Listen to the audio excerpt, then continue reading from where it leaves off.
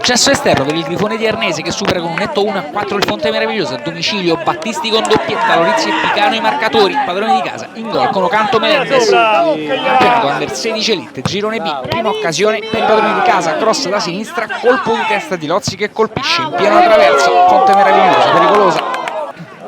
Poco dopo lunga azione offensiva da parte degli ospiti con da sinistra va al tiro Ercolani per il Grifone, sfera che si perde sul fondo, respinta dal portiere dei padroni di casa. Al 23esimo Eccelli a farsi vedere, doppio dribbling e conclusione in diagonale, Mura, Perilli blocca.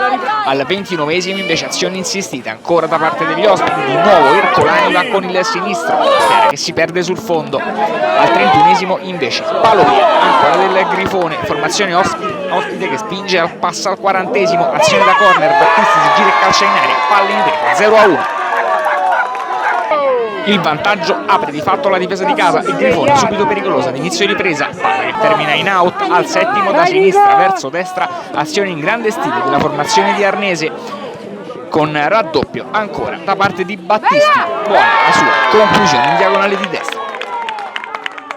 Al 17esimo i gol della formazione di Arnese diventano anche 3 con il sinistro da fuori di Lorizio che va sotto l'incrocio, gran gol e tris da parte del Grifone. Fonte Meravigliosa che invece accorcia le distanze al 19esimo con Ocanto Melendez che su azione da sinistra realizza l'1-3. Alla mezz'ora le due squadre restano in inferiorità numerica, scontro sulla tre quarti di difesa del Fonte Meravigliosa con cartellino rosso estratto dal direttore di gara sia a Morelli che a Lampasona, il quale vanno anzitempo sotto la doccia.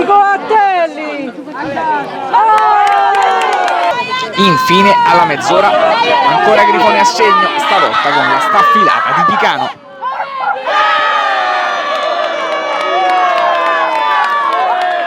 Poi non c'è più tempo, match che termina qui.